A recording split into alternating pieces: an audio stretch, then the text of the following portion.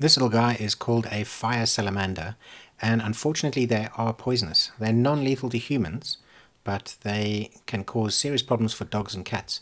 So you've got to make sure that if your dog does grab one of these things in its mouth, that you wash its mouth out with water and take it to a vet, because it can lead to like tremors, fits, asphyxia, so your dog actually can't breathe.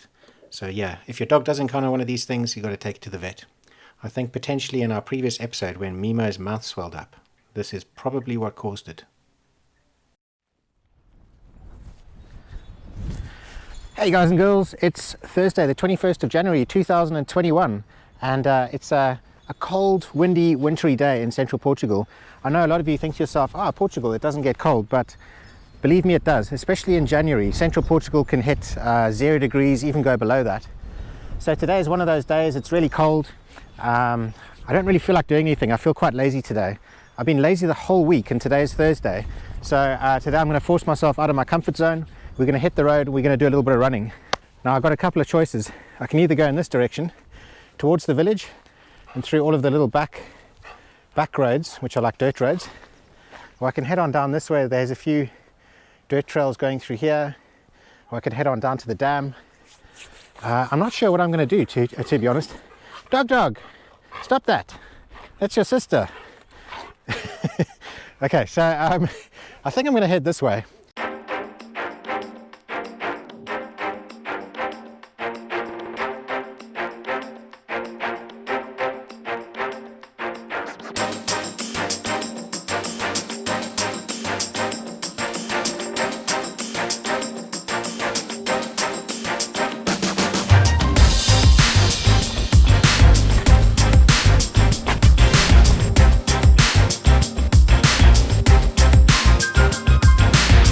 If this is the first time you've ever tuned into one of our videos, my name's Ken.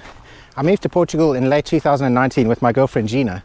I was living in England for the last 17 years and became really sort of unhappy with living in the city and the way that things were going. So we decided to move to Portugal and buy ourselves a farm. We sold our house, sold all of our belongings, bought ourselves a camper van called Bob, and we bought an amazing place between Fundão and Castelo Branco. For the last year we've been living here. And these videos are a record for me to look back on one day to see what went right and what went wrong. Really hope that you enjoy watching them. And if you do, please don't forget to hit the like button. And also it'd be really great if you can subscribe and help us grow our channel. We're coming up to a little river, which unfortunately doesn't go through my farm. My farm is in that direction. And I believe that this little river is called the Okreza. I'm not 100% sure, but I think this is the Okreza River. And this one flows into the big Marateka Dam, which is near our farm. As you can see, there's quite a bit of water going through it, but it is winter time. It does also flow during the summer.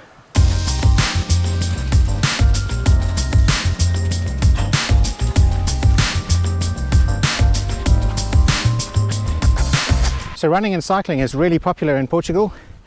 I would say cycling is super popular. I've been quite surprised by the amount of really expensive high-performance bikes that you see on the streets. In England, a lot of people are riding around on pretty average bikes. Obviously, top athletes are riding around on good stuff, but here it almost seems like every time you see a cyclist coming past, his bike's worth multiple thousands. So yeah, it's a big sport here. In the background we've got the mountains here, the Serra da Gardunha, which is great for sort of downhill riding or mountain biking. And we've got all these beautiful trails all around this area here in central Portugal. In fact, I'm guessing all over Portugal you're going to have beautiful trails. And yeah, it just makes it ideal for anyone who's into their running, cycling and stuff like that.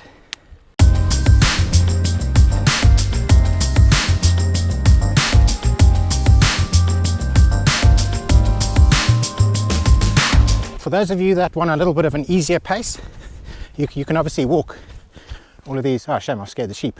You can obviously walk all of these trails. The one that I'm on right now is called Rota da Gardunha. Rota, I'm guessing, means route, and da Gardunha, or da Gardunha, means like route of the Gardunha mountains, which is behind me here. So this trail, I think it's about 20 kilometers. Goes right up into the mountain and around different villages like Casal de Serra and Luricel de Campo, I think. I briefly looked at this in summer. There's another one called Rota da Marateica, which takes you down that way to the big Marateica Lake, all the way through the village of Soleira. I think that one's about 17 kilometers. So, you know, it is possible to walk these. You don't have to be someone who does running or cycling. And on a good day, or even on a bad day like this, it's really, really good fun.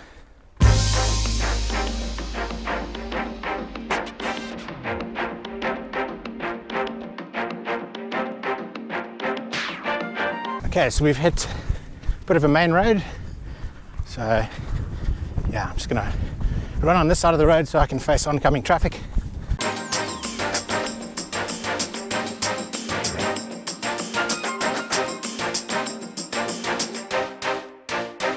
Running for me is not one of these things that comes naturally at all. When I was in school, when I was younger, I used to absolutely hate doing like physical activities and running and sports and stuff like that. And because I never used to practice it, I was really bad at it. And then as I went into my sort of adult life, I was a computer geek sitting behind a desk and not really moving around much. And then before you know it, things like stress start to build up because you're not releasing it through exercise.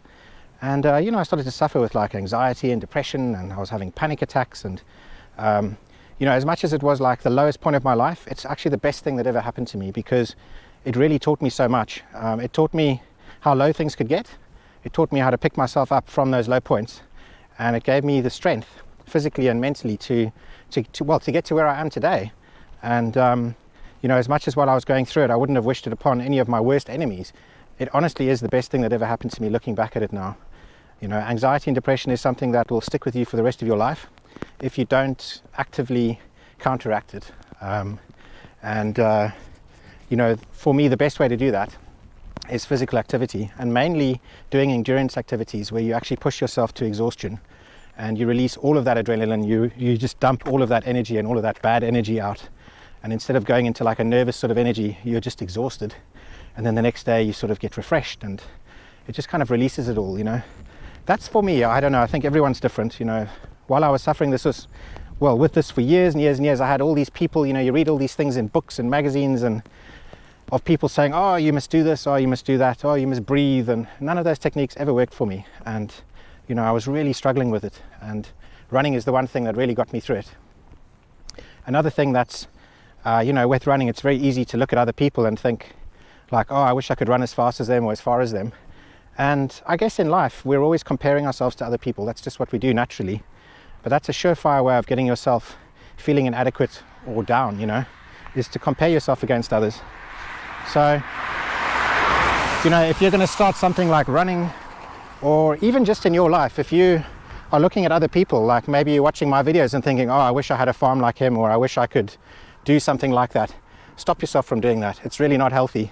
You know, we do it all the time. We look at other people, we wish we looked better, or we looked like them, or we were as good at them as something. And the only competition that you should ever really be in is with yourself. It sounds really cliche, but you're going to live a much happier life if you stop comparing yourself to other people and you focus on what you're not good at, and you focus on bolstering those things up.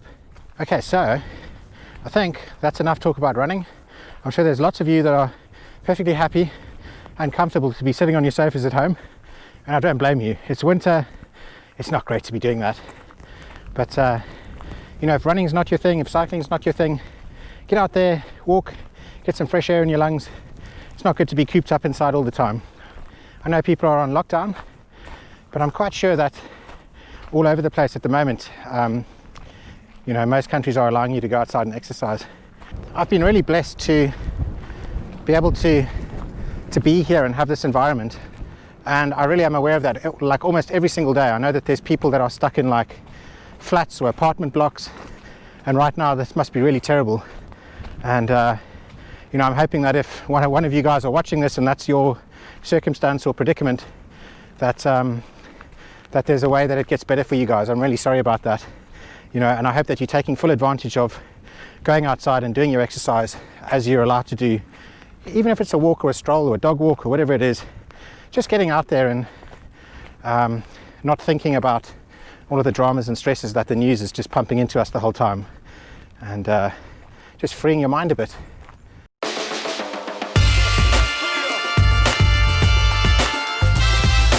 Now this is something that sadly happens a lot. I keep coming down here and someone's just thrown their trash. They come down here in cars and they just throw their trash down here. There's tissue paper in there, beer bottle, I don't know, yogurt, just newspaper. You know, it's probably, I don't even want to think what's in that bag. I obviously can't take it with me now because, you know, I'm not in a car, but Gina and I have come down here in the summertime and picked up like bottles and paper. In fact, it's actually looking quite clean and clear, and it's a real shame because, you know, Portugal's such a beautiful place and there's people that just throw stuff all over the place. It's ridiculous. I really don't understand where that comes from, you know. I'd like to set a meetup for people in Portugal who like our channel in the summer or the springtime, and we all get together maybe around the Maritaker here. We each bring a black bag and we each just fill up a black bag with all of the trash that we can find. And I think, you know, doing little things like that around Portugal is going to make a really positive impact on the place. It's also going to make a really positive impact for foreigners like ourselves who are moving to Portugal, so Portuguese people can see that we're trying our best to fit in and that we're trying our best to help the place and that we appreciate its beauty. If you are interested in getting together in spring or summer, please write in the comments below and tell us. You know, if there's a whole group of people who are interested in doing it, then we'll put something together and we can film. You guys can all say hello to YouTube and we can make a cool day of it. Maybe drink a couple of beers and obviously put those beers inside the bin bags, and more importantly, clean up the environment here, you know. So this is the Barragem de Maritaker, or actually this is the Albufeira de Santa Agueda. I believe that's the actual name of the place. Albufeira de Santa Agueda. And the Maritaker dam part is the dam section, which is all the way there where there's a big dam wall. So I always call this the Maritaker, but actually it's the Santa Agueda. And in summertime, I'll take runs down here, kick my shoes off, and just walk on into the water and go swimming. Like obviously now it's freezing. Let's see. Yeah, that's pretty cold. You know, it's actually not that bad. I might be crazy enough to actually go for a swim in this, but not today. But I think I'm going to give it a try. In winter we used to go for sea swimming. It was one of these things that I was trying to do to like snap myself out of like anxiety and depression, was take ice cold swimming, like, you know, swim in the sea in the middle of winter where there's ice and stuff. And yeah, it definitely shocks your system. I'm not sure how well it helped to cure anxiety and depression, because I would say I've never, you know, I don't think you can cure it. You know, I think running had a much better impact on that. Yeah, that really pushes you out of your comfort zone. You know, there's not many people who can stand it. And I mean, like, even I can't stand it. Gina is so much better at it than I am. I'll try and see if I can find some photographs of when we used to do it in England and pop them on the screen here, because I know we have some on Facebook. But that was in like the North Sea, and it was in like January or something, and the air temperature outside was like below zero, and there was like ice on the beach, on the shore, but the water itself wasn't frozen. And yeah, it was pretty crazy. Okay, so enough talking, enough preaching. I don't like to be preachy. I'm suddenly realizing I'm starting to give a whole bunch of advice here. Unwarranted advice. There's nothing worse than that. It's when you're not looking for advice and someone tries to ram it down your throat. Anyway, I'm going to head on down to the farm now, and then we can carry on with actual Portugal farm life. Oh, that's amazing. I wish I had my decent camera here. There are some stalks on top of a post, and they're making this amazing clicking noise. There's 2 of them. This is a beautiful house here, like right on the Santa Gueda dam here, and they've put up, like, I don't know if you can see behind, just next to this tree,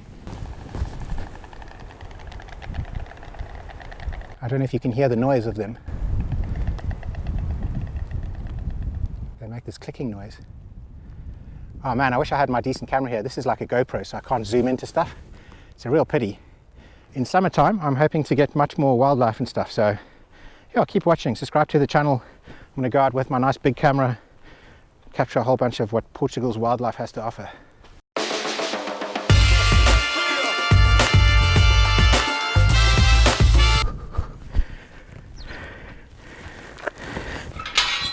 Whew.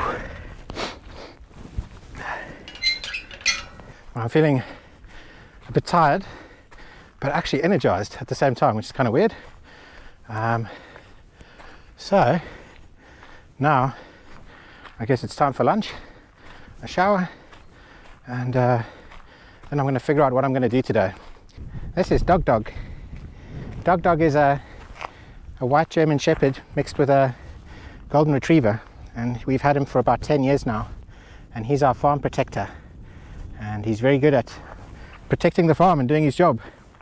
He makes a lot of noise, but he keeps all the bad animals and things away from harming our chickens and our other animals, and he's a good boy. And this over here is Bob the camper van. It's a Fiat Ducato. I believe it's a 1990 or 1991 Fiat Ducato with an Auto Quest 270 sort of cabin on it, and yeah, this is what we drove all the way to Portugal in. It's a bit banged up in areas, it's got some issues. The engine's perfect though, it just has a problem with its clutch and a little bit of dings and dents, and that's it. It's in a bit of a mess. Anyway, Gina uses this now as like an office. She writes all her blogs on this computer over here, and if you want to see Gina's perspective on our farm life that she writes on this computer, then I need to remember the name because I keep getting it wrong. It's 3rd-B on the left.com. I keep saying 3rd-B to the left, so it's either 3rd-B to the left or 3rd-B on the left. I think it's on the left, but anyway, I'm going to write on the screen what it is. So if you want to check out her blog, 3rd-B on the left.com, check it out. She's got all sorts of articles. It's her perspective. It's not my perspective on farm life, so it's well worth a read. And this over here is Mama Hen. She's a Bremer chicken, and she's got a whole bunch of little babies. It's winter time, and she's actually got babies. Not spring chickens, these are like winter chickens. And over here we've got a whole bunch of our other chickens. This area is a little bit of a mess. We've had some rainy weather and stuff, so we're using it to dry things out and just store stuff out of the rain. I know a lot of you guys have been watching our videos for ages and you already know all this stuff, you know who Mama Hen is and stuff, but there's also new people, so I'm just adding that in there just for them to catch up on what's going on. And also catch up on our other seasons. If you go to our channel page, I've split everything up into seasons. We've got season 1, which is buying a farm in Portugal, and that's the journey that we took from England to get here. And if you're into that kind of thing, do check it out. Season 2, which ended recently, that was all about Portugal farm life. And season 3, the name is yet to be decided. We called it Portugal Expat Life, but a lot of people had issue with the word expat. So we put it out to public vote, and we asked people for suggestions on Facebook and Instagram, and we got a whole bunch of them. What we've decided to go with is we've decided to stick with Portugal farm life. And the reason being is we had so many people private messaging, so many different messages saying, listen, your channel is about farm life in Portugal, just call it Portugal Farm Life. So we decided to stick with that. But thank you to everyone who gave us all these other suggestions. You know, we really do appreciate it. But yeah, we're going to stick with Portugal Farm Life, and I think it's a good name. It's what we do. Ken and Gina, Portugal Farm Life.